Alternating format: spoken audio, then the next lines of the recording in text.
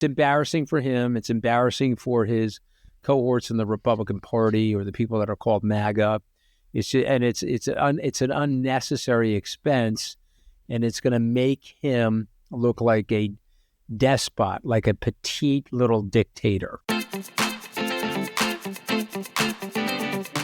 Welcome to the Tara Palmeri Show. Was President Trump's military parade that just so happened to fall on his 79th birthday really necessary? Or is it a strongman tactic that actually makes him look weak? Imagine this. 6,000 soldiers marching down the National Mall, dozens of helicopters flying overhead, hundreds of military vehicles, including at least 28 tanks, followed by fireworks. I've been to North Korea and I've seen up close people lining up on a national holiday to bow before the statues of their leaders. What is this all about? Are we really celebrating the 250th anniversary of the Second Continental Congress when George Washington was named commander-in-chief? Or is it to celebrate our current commander-in-chief, President Trump? President Dwight Eisenhower warned about the military-industrial complex. President Trump doesn't seem to have a problem glorifying it with a parade. I talked to President Trump's former communications director, Anthony Scaramucci, about the parade on Friday. We also dive into President Trump's new exceptions for deportations. They just so happen to do with industries that he knows a lot about. And then Anthony and I get into a debate about who's the lesser of two evils, Steve Bannon or Elon Musk. I have a soft spot for Musk because... You're the only person in America. Don't even know that his mom does. Take a listen here.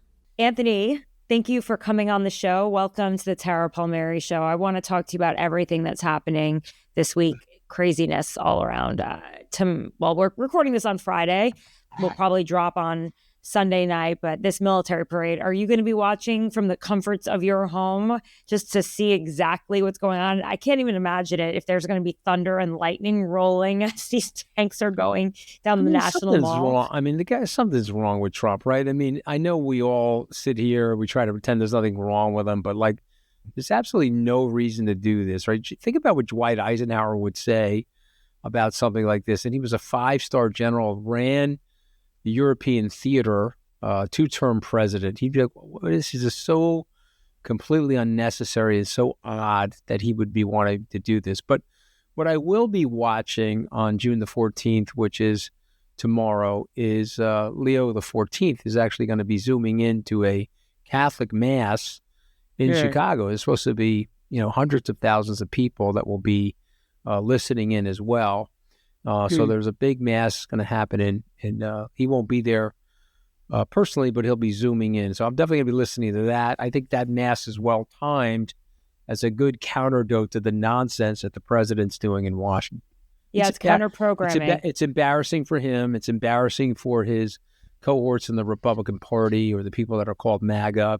It's an unnecessary expense, and it's going to make him look like a despot, like a petite little dictator, It's interesting. So Politico surveyed about 50 elected officials, lawmakers on the Hill, and asked them, how many of you are going to go to the parade and see it? And only 7 said that they would be attending, which I think is pretty telling. They are giving out tickets. I know one of the people on my team grabbed 2 of them just to see it. And it'll be interesting to see if they are actually able to break up protests in Washington. I mean, they pretty much warn that they'll squash anyone who comes along. I was at the inauguration. They were able to do it there, but you basically can't move at all. This entire city is completely on lockdown. It takes 3 hours to go from one street to the next.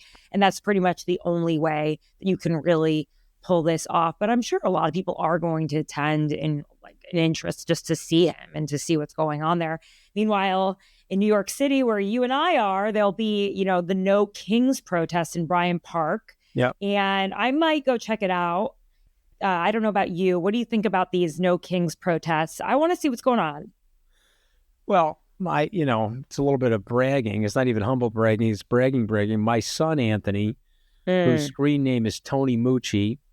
You like that? Love it. He wrote and directed a 32-minute short film that was just nominated in the Tribeca Film Festival. So it's premiering tomorrow afternoon. So I will miss those protests. I got to go see Money Talks by Tony Mooch downtown at the Tribeca Film Festival. Proud father. And isn't Yes, your I'm daughter also a big time soprano? proud about that. I'm sorry to bring that up, but I just think it's great for the kid. He's a hard worker and he's artistic. And so, listen, the system is holding. So the No King protesters, my message to you guys is thank you, because more protests like that, more Gavin Newsom backbone. Okay, we did learn in the last 10 days that Gavin's got a backbone. Okay, so God bless him. I did his podcast about a month ago talking about what Democrats need to do. This is what they need to do. Grow a backbone. This is a bully, very small-minded man with a group of small-minded, insecure people, probably have identity crises going on in there. It's like a group of people, large-scale identity crisis going on. So they're very, very, very insecure, and they very much need this sort of public attention, and they want to profess the anger that they have towards themselves and the shame and the self-hatred that they have inside themselves to the rest of us and the rest of the world. And so when Gavin artfully explains it to people, or other people in opposition can artfully explain what I just explained, it'll be a better world, and we'll remove these people from the positions of power that they're in. And we get back to something more normal, something more rational, something less dramatic as it relates to governing. Yeah, I mean, I think it is an interesting moment for Gavin Newsom. He's stepping up. He's obviously thinking about 2028. He's got some things to deal with, though. He's got some baggage of his own. The entire state of California, which has been mismanaged horribly under his leadership. It's not exactly a sign of prosperity. As much as I love that state because of how beautiful it is, just like the environment, how gorgeous it is as an actual state, it hasn't been managed well. And then, he also was one of the people who was a fierce defender of Joe Biden and his mental acuity, telling everyone, don't believe your lying eyes after the debate. So I listen, I hear you on that stuff. I'm not here to be Gavin's advocate. I would just say it's the fourth largest economy. It's a very complicated state. It's an $83 billion net add to the federal government. That's a good point. $83 billion is going into the government more than they're taking out of the government. That money's mostly going to red states. That's the irony. It has 1/3 the murder rate of Arkansas, despite the Sarah Huckabee criticisms of Gavin. But I will say that those types of things will probably prevent him from being president. The fact that he was supporting Joe Biden when Joe Biden was sunsetting. But the point I'm really trying to make is one of the counter narrative. These are very small-minded, mean.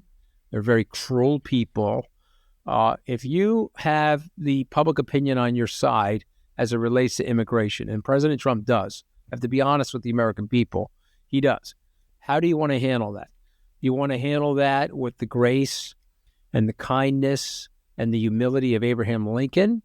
Or do you want to handle that as a small-minded terrorizer of young children and moms that are trying to protect their children from the scourge of the militants that you're pushing on them? How would you like to do it?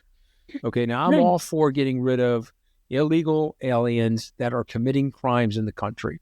But if you're telling me someone's gotten into this country 20 years ago illegally, built a family, raised law-abiding kids, paying their taxes, contributing to the Social Security Trust Fund, never broken the law, shows up on time at work, you want to blow them out of the country, I think you're making a terrible, terrible mistake. And you know who knows this, Tara? Marco Rubio. You know why? Because I'm old enough to remember when Marco Rubio was in the group of 8 that was trying to reconcile this and was trying to get this immigration issue behind us. Moreover, I was part of the task force in the 2012 Republican Party in the aftermath of Mitt Romney's loss, where we said we had to take a more lenient stance on immigration. Trump took the party to the hard right on immigration and xenophobia and isolationism. But I'm telling you, all those things are wrong for America. It's interesting that you say that because it's so obvious that the economy relies so much on a lot of, migrant workers that are here, whether they may be documented, they may be living here, paying taxes. They have IDs and they're waiting through the process, right? They may have special status, whether they're from Haiti, and asylum seekers that are here with documented. They're not undocumented workers. But it's interesting to see President Trump switch his stance overnight, within the past 24 hours. That we're recording this on Friday. And I'm curious to see if he will switch his position by the time we record and drop this on Sunday because of the outrage from MAGA. But he tweeted out, or truthed out, as you want to say, that he thinks that we should not be deporting hotel workers or farm workers, which is interesting because, as we know, he's a hotelier, right? His golf courses, Mar-a-Lago private clubs, they are highly reliant on workers that are foreign workers, undocumented workers. In fact, there's a story in the New York Times that I found from 2018 about a woman who was undocumented migrant who was making his bed over many, many, many years. She was his housekeeper, personal housekeeper. Okay. So this is a man who has a history of working with people who are living in the country illegally, or perhaps don't have their proper paperwork, or just not American citizens. So he's making exceptions. And farm workers, which makes me think that he's getting some pushback from, those flyover states, those ruby red flyover states where the dairy farmers, the soybean farmers are saying, hey, we can't grow our crops, or even those red districts in California, or they have the almond farms and and they're probably saying, wait a second, you guys, you're messing with, we're Republicans. You're messing with our industry. You're messing with our products. So it's kind of interesting, but MAGA says, no, get rid of them. We don't want anyone here. Even if they're shooting they're shooting themselves in the foot. But what do you think, Anthony? Well, but this is what happens, right? So, we have a populist uprising, emotionally charged anger, irrational policy making, irrational decision making. Let's use the United Kingdom as an example. In June, it's 9 years ago, but in June of 2016, they made a decision to Brexit from the EU. It's 9 years later. It was an emotionally charged decision. And they hurt themselves. They hurt the country. They hurt living standards. They hurt purchasing power. They weakened the financial center that London once was. It's still a great city and has lots of financial ties, but it's not the city that it once was 10 years ago. So go ahead, spite yourself. I understand the anger. The anger is you're taking our jobs, foreigners out of the country. We're xenophobic and tribal. You're black and brown, and we don't like you. Okay. But then you're losing all of the economic advantages. And by the way, don't go by me. Go to Grok or ChatGPT. There's been MAGA testimony on the House and floor recently related to $150 billion goes to these illegals. And they leave out all the other facts. But ask Grok, has it been a net benefit or a net economic detriment to have these illegal aliens, these people undocumented in the country? H-2B visa workers, you call them, right? Okay, H-2B visa workers. Landscapers, laborers, type of people. Ask Grok not the in a number of different H-1Bs. ways. And Grok will come not back. The tech workers. Grok will come back and tell you that it's been a net positive. It's been a net contributor to taxation, a net contributor to Social Security. It's added to our economic growth. And it's one of the reasons why, remember, America has doubled its GDP. The United States has doubled its GDP in the last 15 years relative to the EU. 15 years ago, we were the same. 15 years later, we're twice the size. We are doing some things right in the country. So why, if you have a shortage of labor and you have a shortage of people that want to do certain jobs that many Americans rightly do not want to do themselves, why are you doing this? Are you doing this for spite? Are you doing this for anger? What is it? I get the sentiment, but I also think the reality of what you're looking for is not congruous with the higher living standards and the quality of life that you're seeking. Yeah, I actually covered Brexit. I was based in Europe at the time for Politico Europe.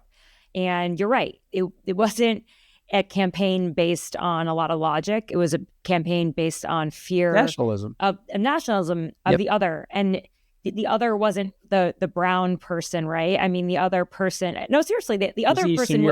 Eastern European. They were Polish people, which I'm half Polish, and I actually lived in Brussels with my Polish passport, because if you have, a European passport, European Union passport, the Schengen visa, you can live anywhere. Without a visa, you have all the same rights as a citizen there.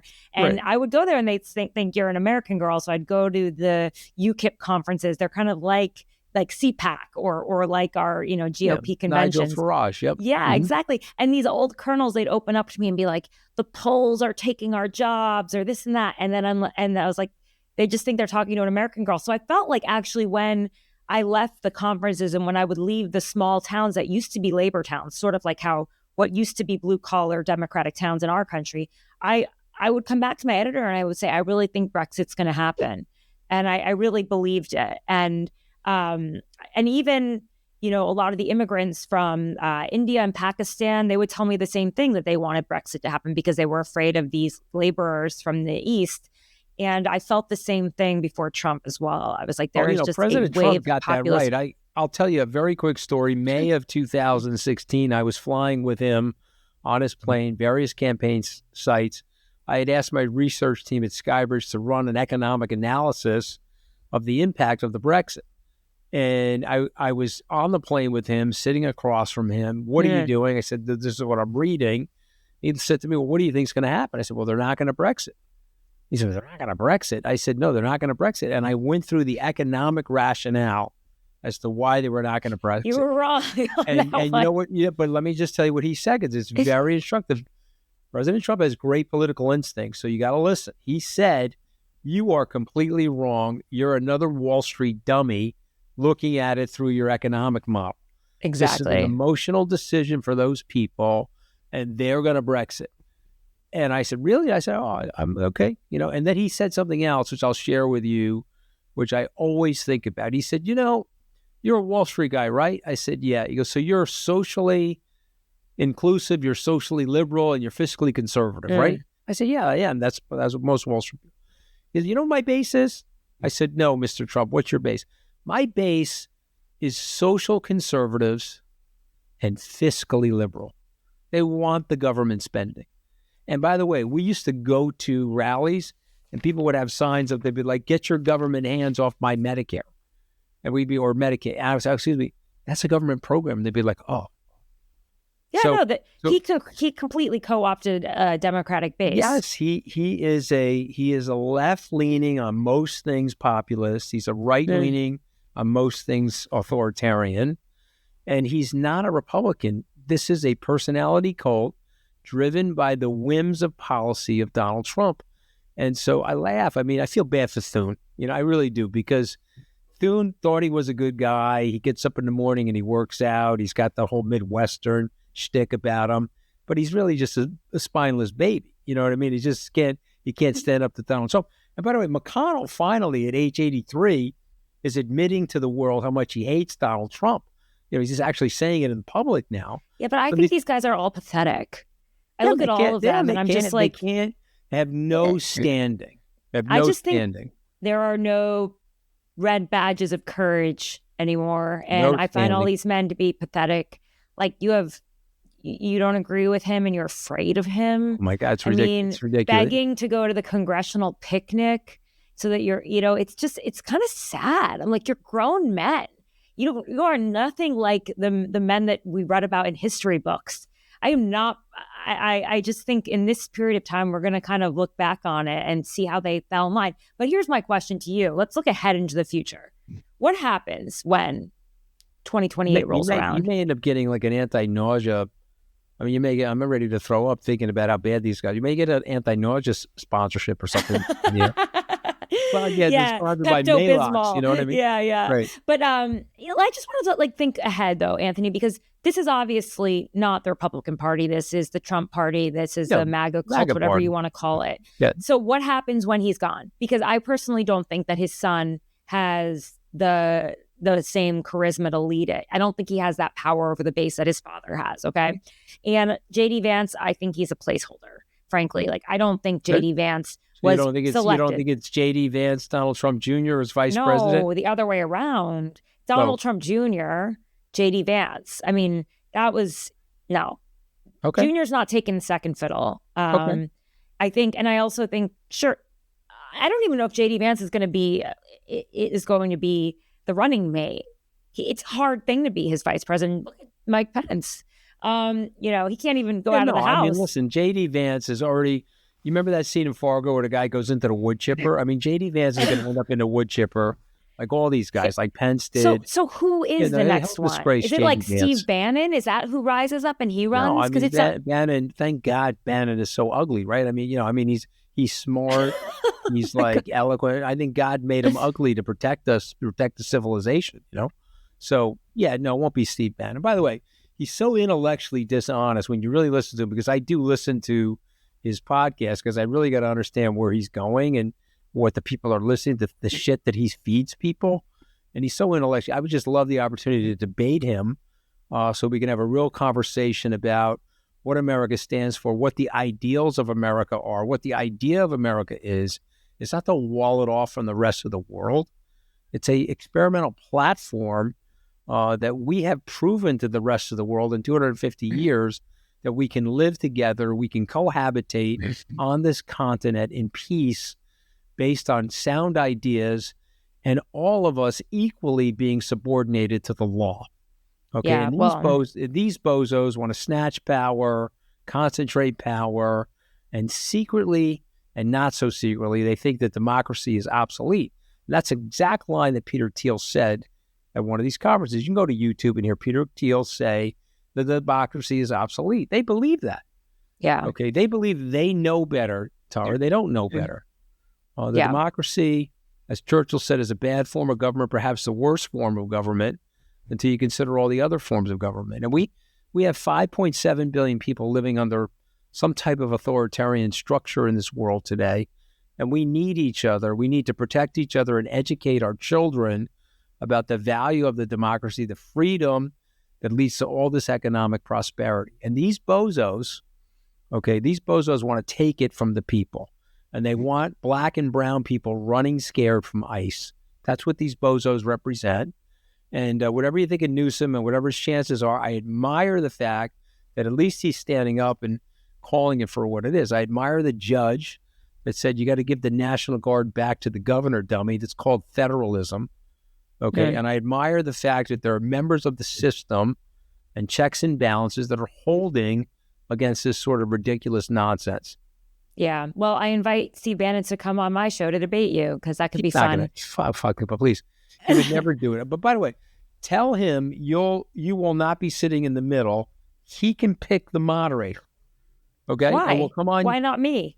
Because he won't like you being the moderator. He would have to have a slanted, less than impartial moderator. He would never come into a situation where there was a neutral moderator in me. No chance. Okay.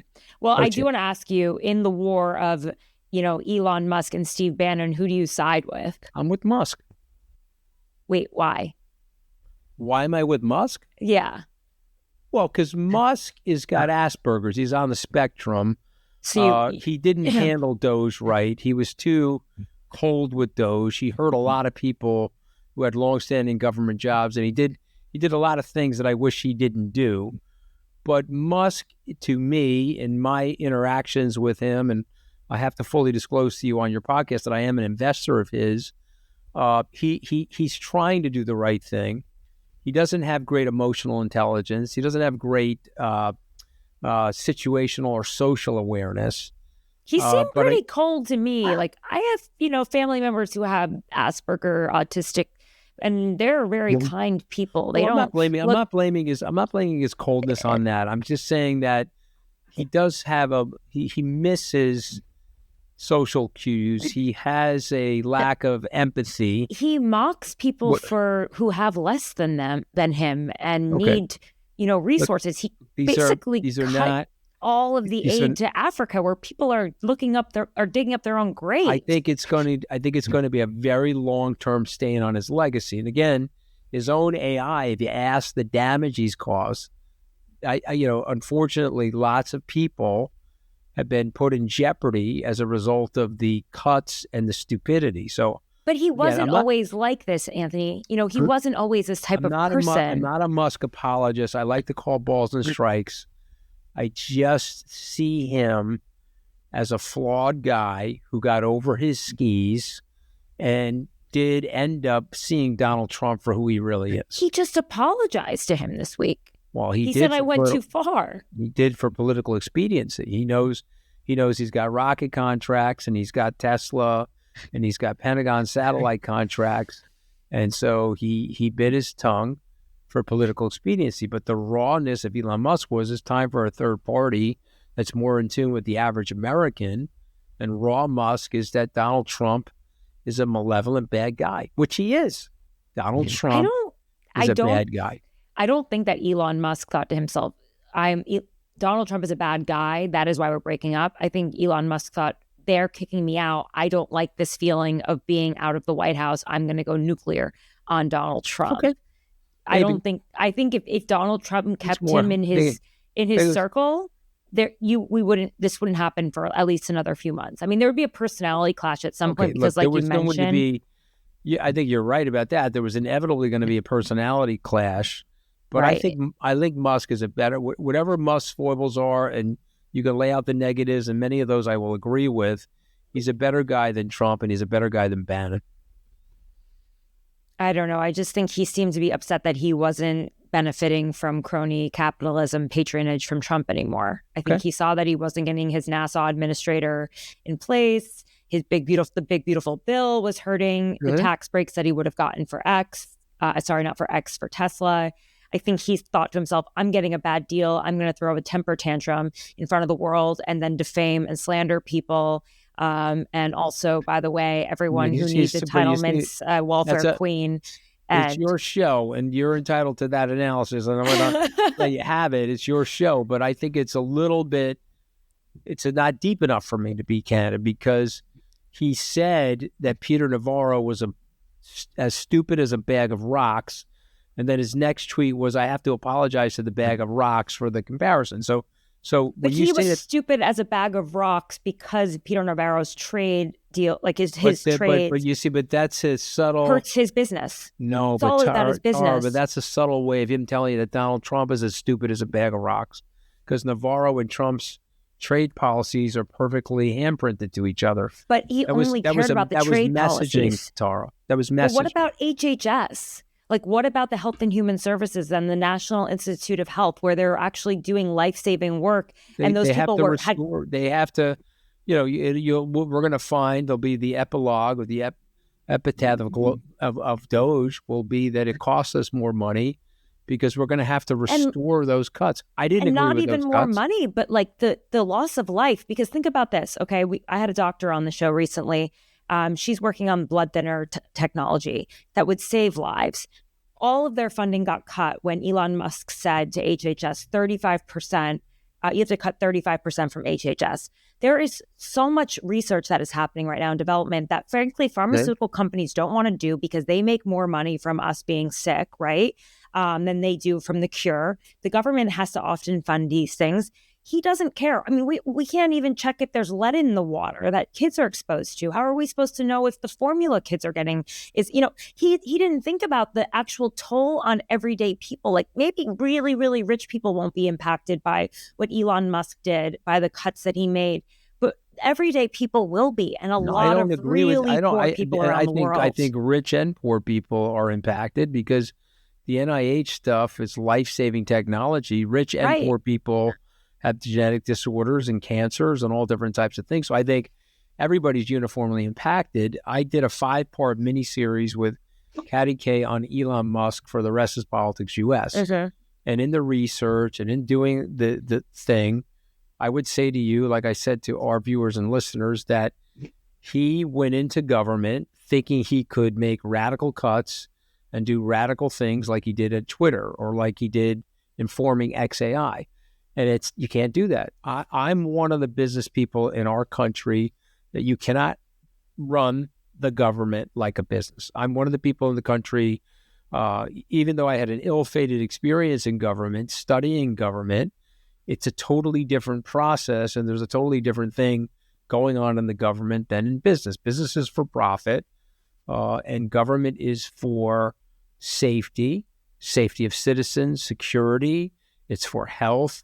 Regulation. A lot of things that happen in the government shouldn't be tied to profitability, and they shouldn't be tied to, well, we got to cut 35%, so we're just going to take a chainsaw out and start cutting 35%, because it has long-term exponential negative consequences. And we don't even really know about. When we were trying to have infrastructure week, okay, let me make you laugh. With infrastructure week. When we were trying to have infrastructure week, there's a scoring system. How many Scaramucci's was that? No, it was a lot of Scaramucci. It just never happened. Like every week was like an infrastructure week, and it never happened. But I was there for 11 days, and in that 11-day period, we were trying to have at least one infrastructure week. And I read the document, and the document was fascinating about a scoring system where, like, as an example, the big dig, it costs 3 times the budget. It's probably a $20 billion project, but it had a multiplication effect of about $150 billion to the economy in Boston. And they talked about in the paper the expansion of the suburbs, the quickness to get in and out of the city. The real estate prices went up. More people moved into the area. Easier to offer tax breaks to corporations to come in to build new technologies around the I-95 corridor. And so there's a scoring system. I'm going to put this money in. How many points are going to come back?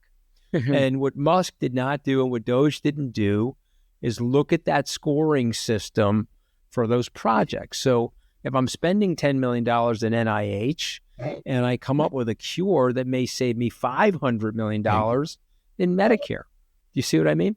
And he didn't do that. Any of that. They didn't do scoring. They didn't even start. They absolutely deserve to be criticized for that. But that, again, is the problem when you put amateurs into the game. Okay. And by the way, it takes one to know one, because Trump asked me to be the communications director. I was not experienced for that job. I wasn't skilled for that job. And so you I had skilled for the politics of the job. I'm sorry? I don't think you were skilled for the politics of the job, which is not actually the ability to do the job. I thought you were a good communicator. You were a great communicator. There was nothing wrong. But I didn't understand the viciousness. When I was in the job the first day, Spicer and Priebus were like calling each other, trying to drop dimes on me, and I'm sure they called you and with some shitty stories about me and other people, because that's what they do. No, they didn't like me, remember? They thought I was they thought that I was in the Mooch camp.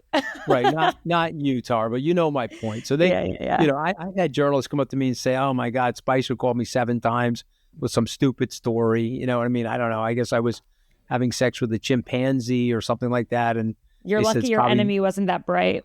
Yeah, right, exactly. It's probably not true, so I didn't write the story. But the point is, the hornet's nest, the rat effing that these people do to each other. Right. I wasn't ready for it. And by the way, Musk wasn't ready for it. And he did some bad things. He deserves to be criticized for them. Yeah, maybe even more than that. How do you think Karoline Leavitt's doing? I think they say she's lasted at least 10 plus Scaramucci's. No, she's on her 13th Scaramucci. Listen, if you can lie like a Gatling gun, if you can be a machine gun liar, if you can shoot out lies, Trump is outpacing his first term. Okay, so the Washington Post said 30,200 lies in 4 years. Trump is like Aaron Judge. He's on par now. He's on par for 40,000 lies. So that's 10,000 lies a year. I mean, fantastic. It's almost like beautiful to hear about it. And this woman is very capable of lying, and she does it quickly, and she does it with verbal dexterity.